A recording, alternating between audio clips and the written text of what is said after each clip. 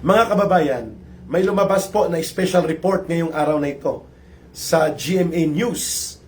At sinabi po ng balita ayon kay Ginoong Rafi Tima, from 2005 to 2024, in a matter of 20 years, kung saan mayroong 6 na taon na jobless si Marcos, from 2016 to 2022, bigla pong tumaas ang kayamanan ni Marcos Jr. mula sa declared SALN o kaya declared public account niya na 79 million pesos, naging 1.3 billion pesos. Almost 1.4 billion pesos. And that is 1,600% ang itinaas. Sa loob po ng 20 years, ibawas po natin dyan ang 6 na taon na jobless siya nang matalo siya doon sa kay Leni Robredo noong 2016 elections nang tumakbo siya sa pagkapangalawang Pangulo. So, essentially, in a matter of 14 years only, lumaki ang kayamanan ni Marcos Jr. Sa diniklara na source ng GMA, ang declared wealth ng net worth ni Marcos is 1.3 something billion pesos, close to 1.4 billion pesos. Kung ako pong titingin dito, ito po ay dinoktor pa. Hinilot pa po ito Ang huling SALN o net worth na kanyang ipinablish o idiniklara ay 2024 pa.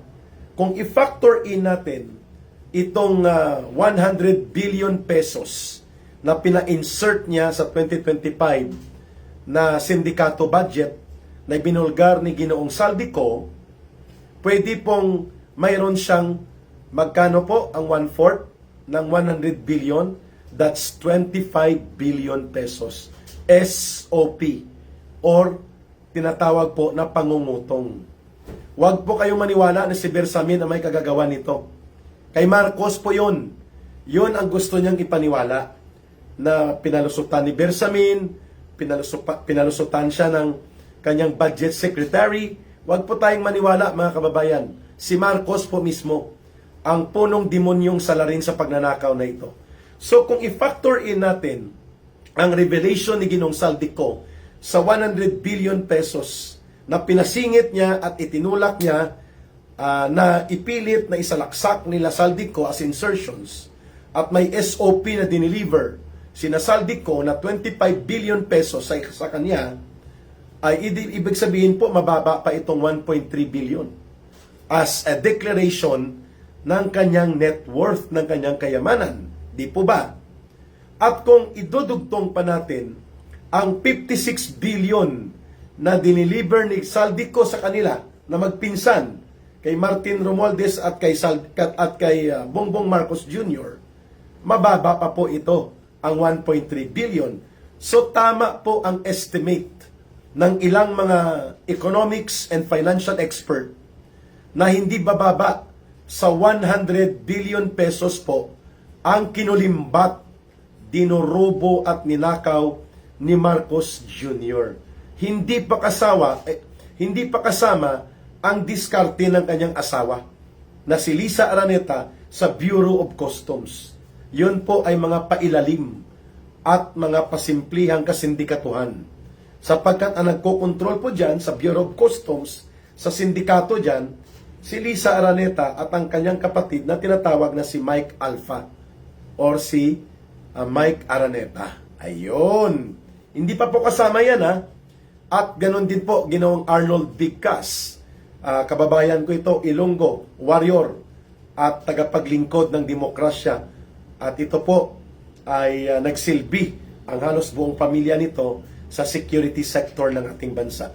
Saludo, Brother Arnold Bigkas. Thank you for watching. Hindi pa kasama ang kay Sandro Marcos na mayroon po siyang 5 flood control projects na itinuro ni Governor Chavit Singson na nagkakahalaga po Alan El Mundo.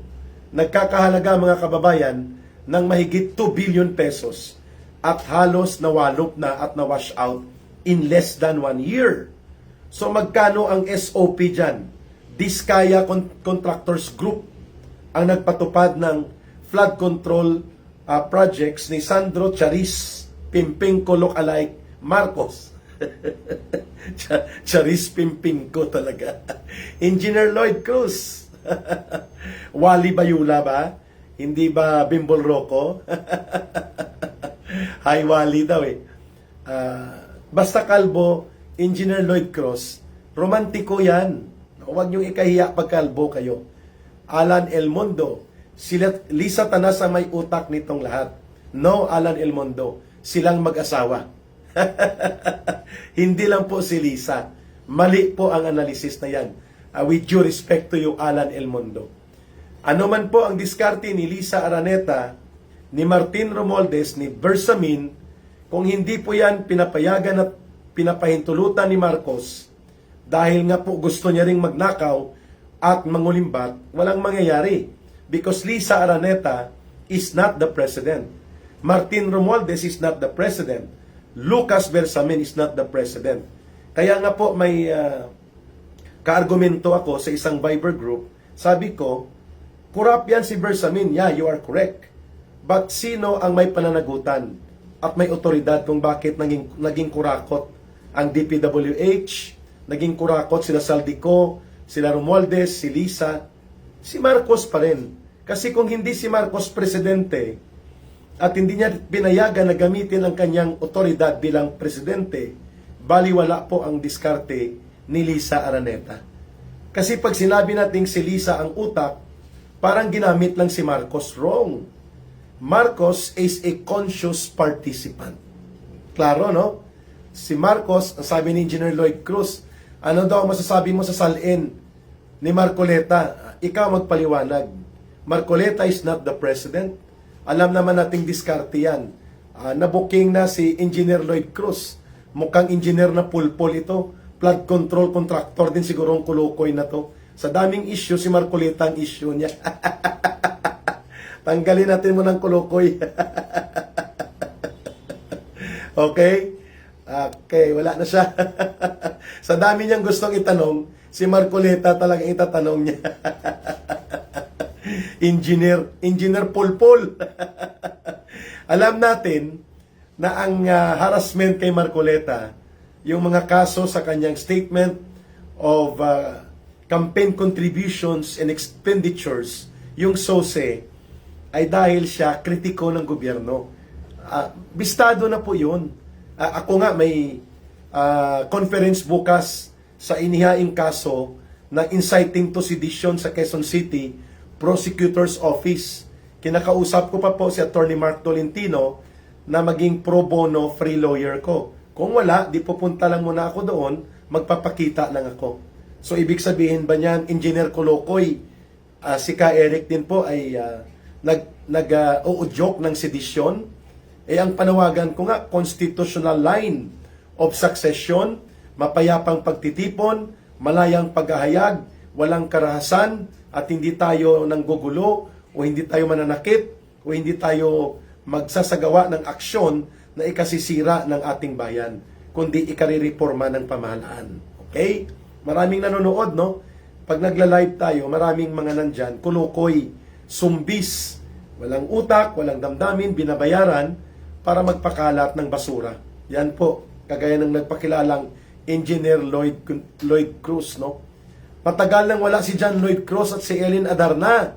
Naghiwalay na nga pati si Ellen Adarna at si Derek Ramsey. Pati sa showbiz, updated si Ka Eric, no?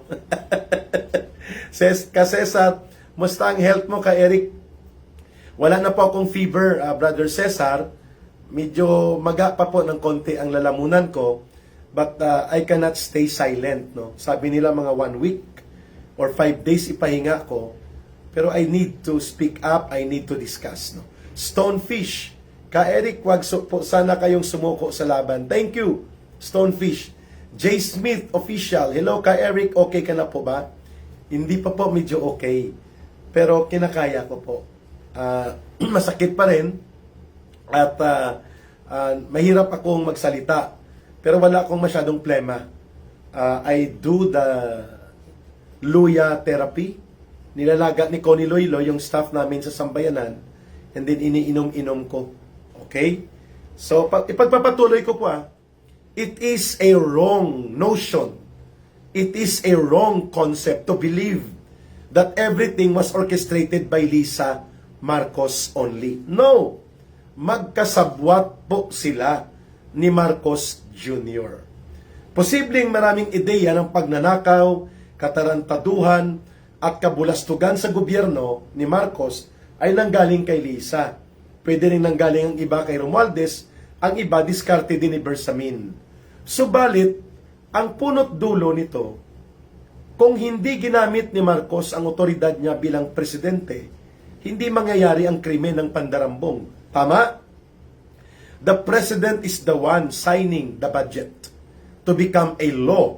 Kaya nga tinatawag po yan na General Appropriations Act of 2023, General Appropriations Act of 2024, General Appropriations Act of 2025. Baliwala po ang anumang diskarte sa insertions, realignment, at mga parada, sagasa, unprogram, mga palubog at pailalim na diskarte sa budget if Marcos did not sign all the 3 budget sindikato na siya mismo ay mayroong kinarga na mga insertions.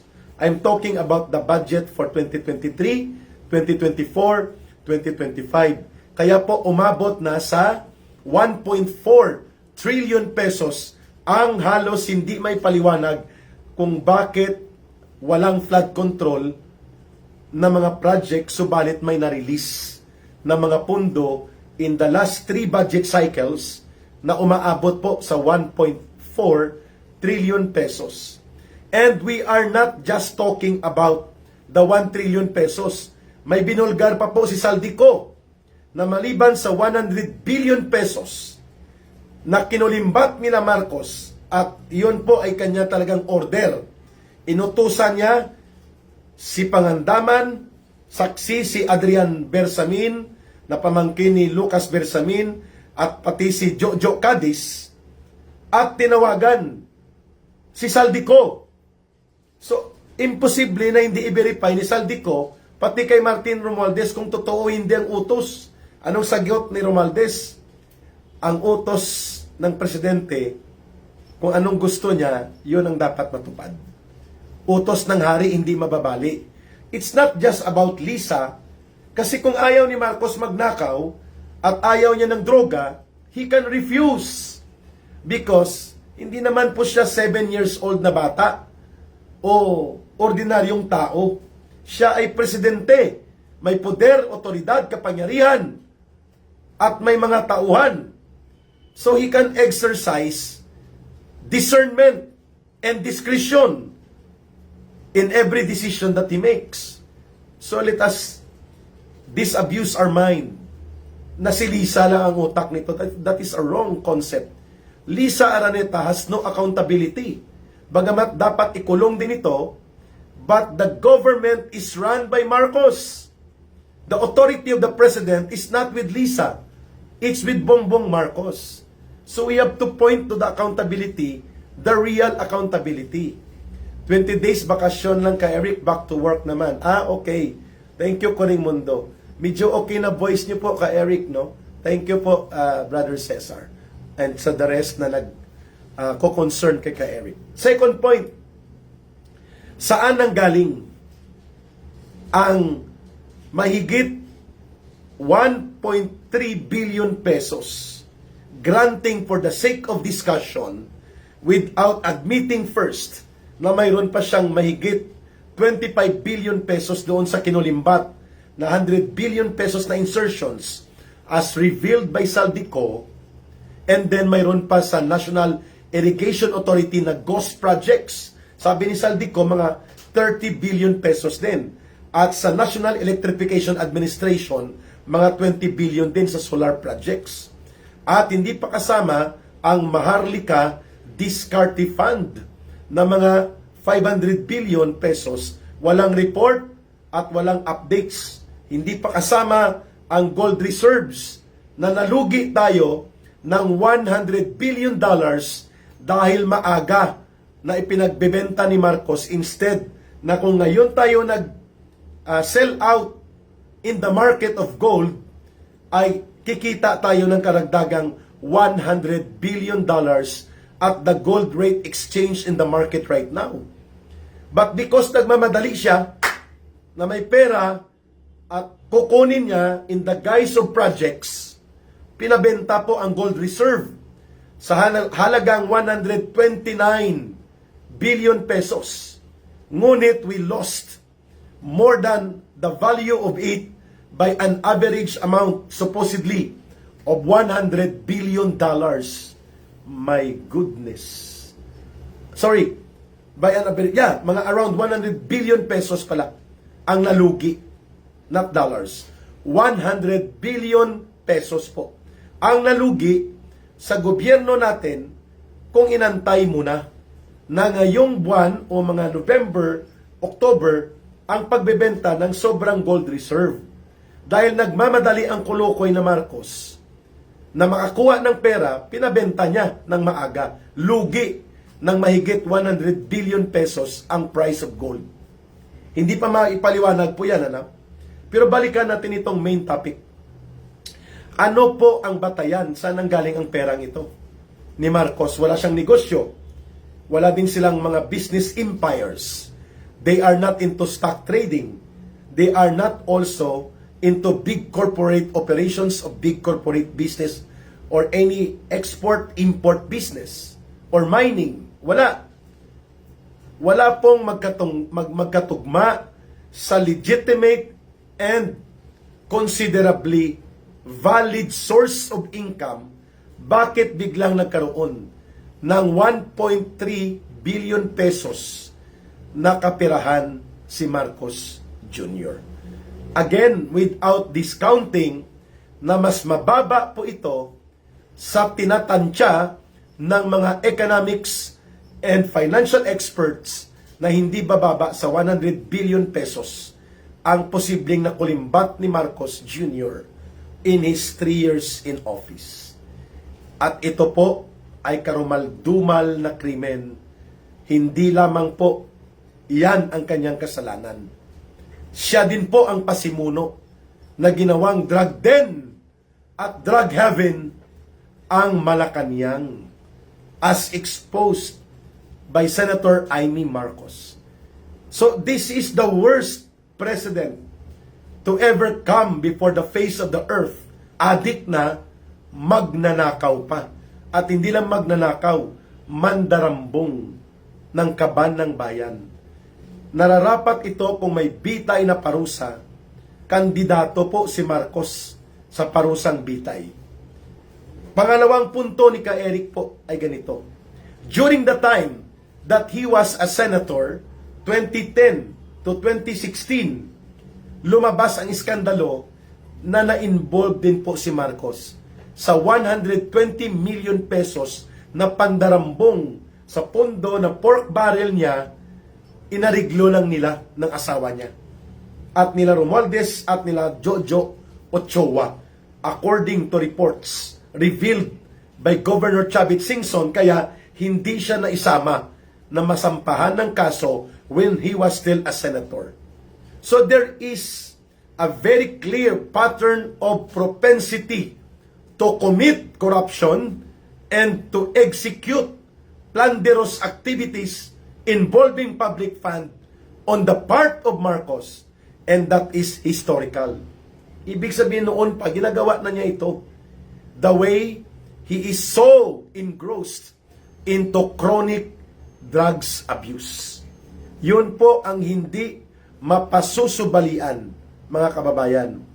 Kaya po galit din tayo sa papel ng kanyang asawa, sa papel ng kanyang kulukoy na executive secretary at sa sindikato nila Bunuan, nila Pangandaman, Budget, DBM, pati po ang DPWH.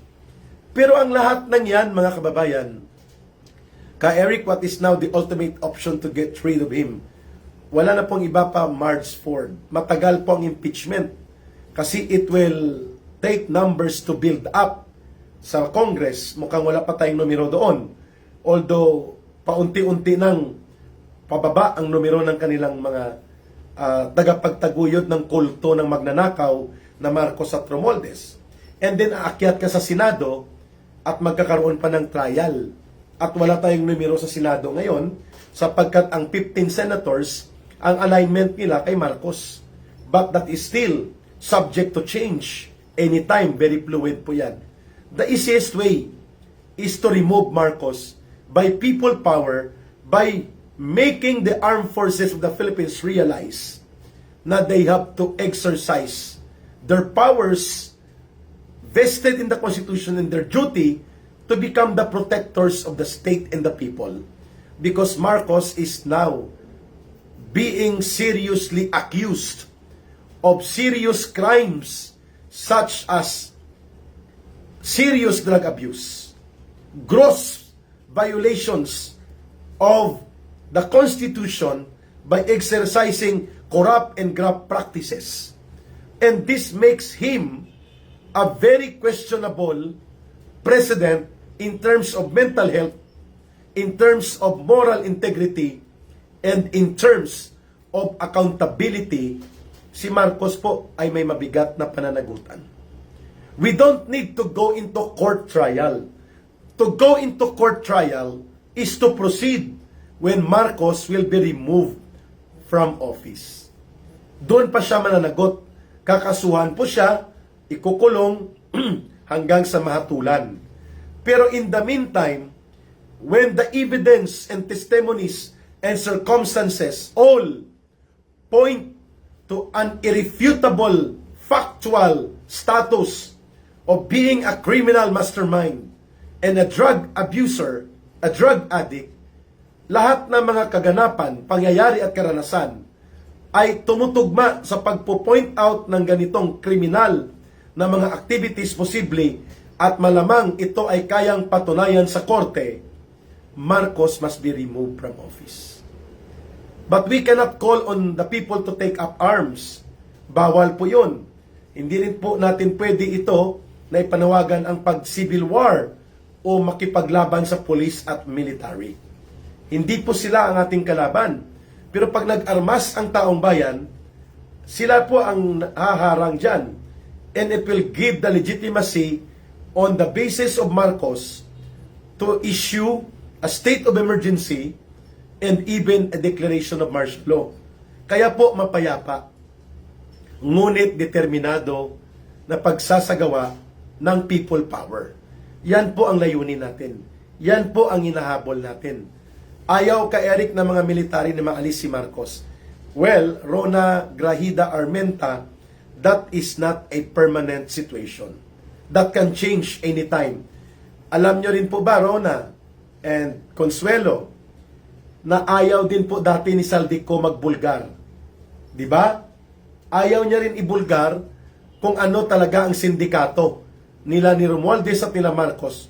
Pero biglang nagbago at isiniwalat niya ngayon ang katotohanan na si Marcos at si Romualdez ay mga mastermind.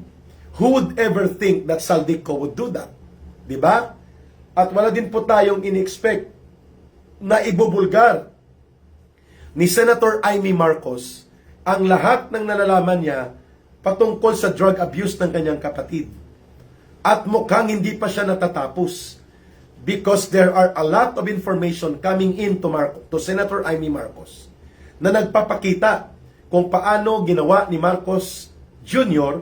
ng kanyang asawa na si Lisa Araneta at mga barkada nila na isang sentro ng pagdudurog ng shabu, cocaine, heroin, marijuana, ecstasy, ang Malacanang. Yan ay nakakahiya at yan ay kasuklam-suklam. Who would ever think na gagawin ni Amy Marcos na ibubulgar niya ito? That even Sandro Marcos ay nagdudurog. No? Mga kababayan. So, ibig sabihin, nothing is permanent right now in this very fluid and volatile situation. Mga kababayan, pwede pong magbago ang posisyon ng pamunuan ng Armed Forces of the Philippines at ng Philippine National Police. Depende po sa temperamento, lawak, lakas at determinasyon ng taong bayan na mag-put up ng people power pressure. Again, we are not pushing for the overthrow of the government. We are only moving and advocating for change and reform in the leadership so that the government will be stable and will be more serving the interests of the people rather than facilitator of corruption, plunder, and drug abuse. Yun pong layunin natin, no? Grabe pong ginagawa nila ngayon sa atin. Sabi ni Rona Grajeda, I agree. This is the worst, Daniel. No? And Buraglang 07, Maribik Suryo, and Maria Luisa Manayoba. Third point po ni Ka-Eric ay ganito. Sa November 30 po, magkakaroon ng pagkilos ang grupo ng Catholic Bishops Conference of the Philippines at mga nasa network ng simbahan Romano-Katolika. However, hino-hostage po ng mga komunistang terorista na CPP, NPA, NDF at pati po ng mga Dilawan at Pinklawan Zumbis ni Dilima, ni Hontiveros at ni Trillanes ang narrative na wala daw pwedeng sumama na tagapagtanggol ni Duterte ng mga Duterte at ng Marcos sa Luneta rally nila. Yan ang sabi ng komunistang teroristang advocate ng CPP, NPA, NDF na si Tede Casino. Na hanggang ngayon may kaso pa kami, civil case, 2 million damages daw dahil ina-identify ko siya na communist terrorist group member and officer. Sabi niya, walang pwedeng sumama sa Luneta rally sa November 30 na nagtatanggol sa mga Duterte at kay Marcos. Kulukoy, ikaw, kayo, ang tagapagtanggol ng mga kurakot, magnanakaw at mandurubo at kayo ang mamamatay tao sapagkat kayo ang nagpapasabog ng terorismo at kasama nyo ang mga mandarambong na grupo ni Marcos at nila Romualdez. Ang hindi ko po maintindihan dito sa Catholic Bishops Conference of the Philippines, wala na po tayong pakialam kay Tede Casino. Sa pipila lang naman yan sila, iilan lang yan ang CPP, NPA, NDF at itong mga zombie ni Dilima, ni Trillanes at ni Hontiveros. Pero itong CBCP nagpapagamit dito sa mga basura sa kasaysayan na itinakwil na ng taong bayan sapagkat ito ang tagapagpakalat ng mga baluktot na kaisipan, tagapagsabog ng terorismo at kaguluhan sa ating bayan. Kaya nilabanan ni Pangulong Duterte yan.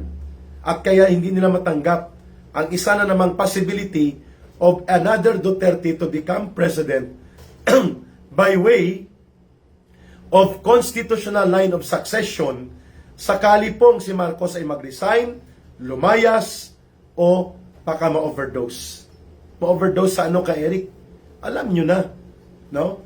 Sa tension ngayon na kanyang nararanasan, hindi malayo po na kumarga ng kumargayan every hour para lamang mapayapa ang kanyang pakiramdam at siya ay mapanatag, no? Marcos is in panic mode right now, even ang asawa niya. Kasi baka sumama na rin po kay Saldico si Martin Romualdez at isiwalat niya lahat-lahat, pati si Pangandaman, pati si Bunuan na pinatakas na rin nila, at pati po si Lolo Lucas Bersamin. Nothing is permanent right now. Everything can change in a moment. Pwede pong magbago yan. At kapag nangyari po yan, bagamat may pananagutan din dito, si Lolo Lucas Bersamin at mga tauhan niya, sina Budget Secretary Pangandaman, sina Martin Romualdez, uunahin po muna natin na mabago ang liderato sa gobyerno so that the facilitation and process of real justice can be initiated. Sapagkat hindi po natin masisimulan ang paniningil at ang mga pagpaparusa kung ang kapangyarihan at poder ay nandyan pa rin po kay Marcos. at hindi po siya binibitawan ng Armed Forces of the Philippines at ng Philippine National Police. The challenge right now is, will the AFP and the PNP remain to recognize a drug addict commander-in-chief? Will they still be able to allow na dahil presidente si Marcos, okay lang na magdurog siya? Okay lang na tumira sila ng shabu, cocaine, heroin, marijuana, ecstasy, kosh, whatever na mga droga dahil presidente siya? Papayagan niya ng PNP at ng AFP? My goodness. Without the AFP and the PNP, mga kababayan, tapos na po si Marcos. Subalit, the AFP and the PNP, they're trying to hold back yung ganyang pagdeklara nila of a critical and crucial declaration of the withdrawal of support from Marcos dahil hindi nila nakikita on the streets ang dami ng tao na dumadagsa sa antas ng pagiging parang people power. Iyan ang medyo mahirap i-deliver. Kung ang Iglesia ni Cristo, without necessarily intervening into their internal decision, kung nagdesisyon sana ang Iglesia ni Cristo noon, ng gabi ng November 17, na imamarcha nila papuntang Mendiola o papuntang EDSA, ang ganon kalaki na mga 600,000 to 700,000 katao, tapos na po si Marcos noong November 17. Sapagkat sigurado tayo na magsunod-sunod po ang deklarasyon ng withdrawal of support from Marcos Jr. mula sa kanyang gabinete papunta sa AFP at sa PNP at mga malalaking negosyante. Sana po sa November 30, ma-realize ng Catholic Bishops' Conference of the Philippines that they have the moral duty, more than their apprehension and worry na si Sara Duterte ang papalit kay Marcos. They have the moral obligation to remove and join the people by removing peacefully a criminal and drug addict president than their apprehension of having another Duterte to succeed as president. Mas mabigat po ang pananagutan, moral at tungkulin ng CBCP, ng Simbahan Katolika, and even ng Iglesia ni Cristo. Kumilos na lang din po kayo, hindi nyo pa nilubos-lubos.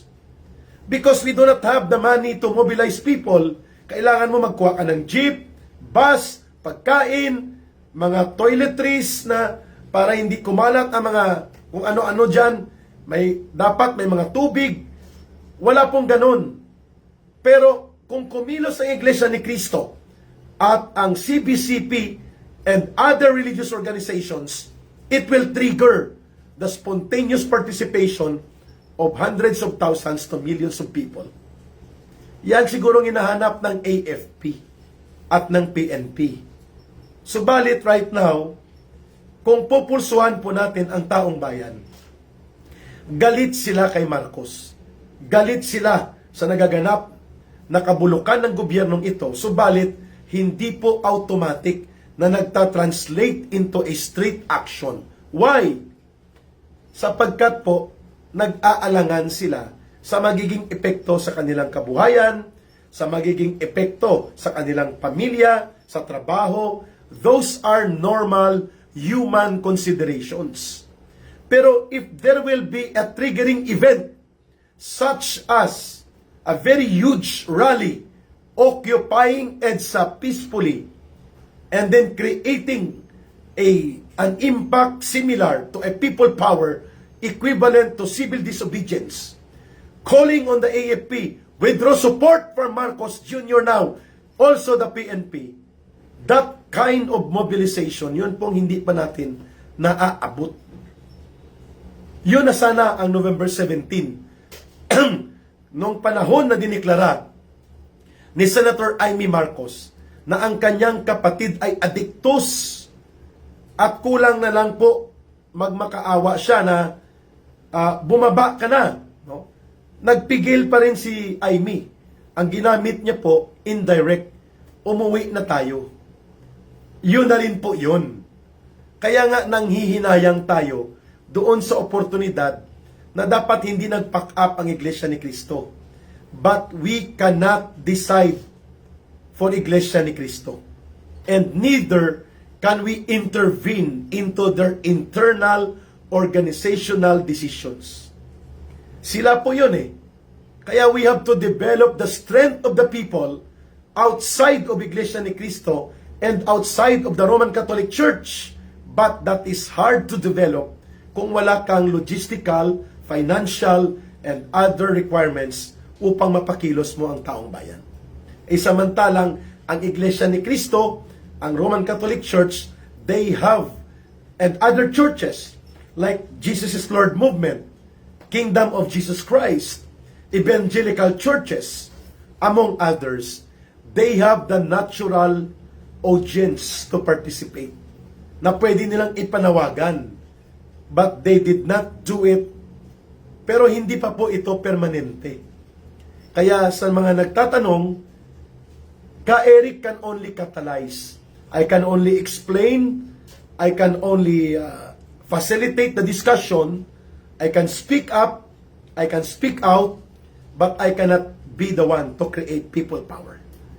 It is the voluntary action of the people. And it cannot be predicted. Pero naniniwala po ako na mayroon na pong nararamdaman sa loob nila ang AFP. Hindi lamang si General Bronner, kundi ang iba pang mga officials nila. Hindi po basta-basta ang iskandalong ito. Lumalabas po sa international news na hindi lang korupsyon at pagnanakaw ang issue ng presidente ng Pilipinas. Pati po pagdudurog ng droga, issue na rin. Kasi kapatid niya na mismo ang nagkumpirma kung gaano kalala ang pagkalulong niya sa droga. And that is already enough for the AFP and the PNP to demand the resignation of Marcos, or otherwise the AFP and the PNP will be compelled to withdraw support and recognition of Marcos as their commander-in-chief. Bingo, tapos na. Because Marcos will have no longer any backbone left kung siya ay wala ng AFP at wala ng PNP. At ang role ng people power is to put political pressure and social impact of a mobilization that will make the AFP and PNP realize that they should intervene. Yan po ang message mismo ni Pangulong Duterte. Help our country, protect our people, not to grab power, but to facilitate a peaceful, constitutional, legal transition and succession of power as stated in the Constitution. Not by kudeta, not by mutiny, not by civil war, but by being the protector of the people, so that Marcos and his enablers and conspirators in the big criminal syndicate that they operate in government will not be able to attack the people, because the AFP and the PNP are with the side of the people. Yan po ang ibig sabihin yan ng message ni Pangulong Duterte: protect the people, save the country.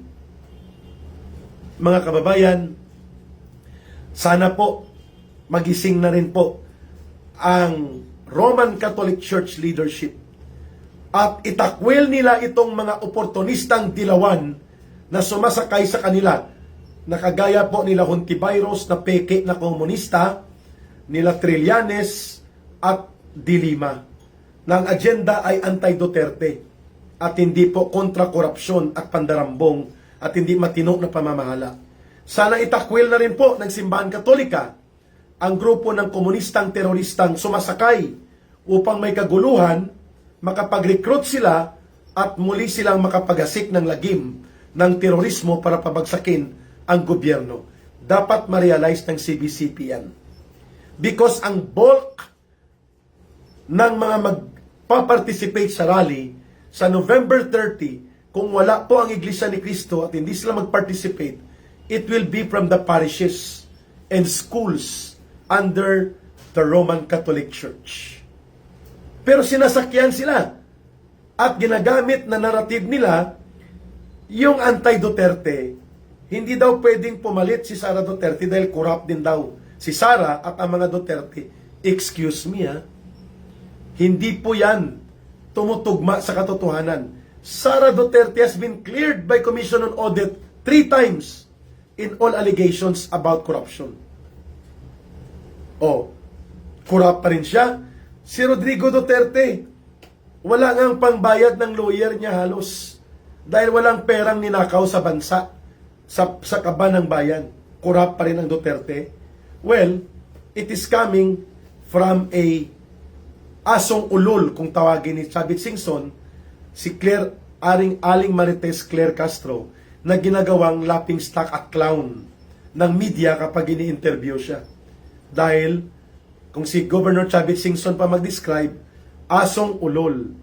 Pag may patak ng pera, tahol ng tahol. Pag maraming patak ng pera, tahol at mangangagat. Yun. Kaya ang tawag sa kanya ngayon, si Aling Claire Lacson at si Ping Castro. O minsan, si Larry Castro at si Ping Gadon.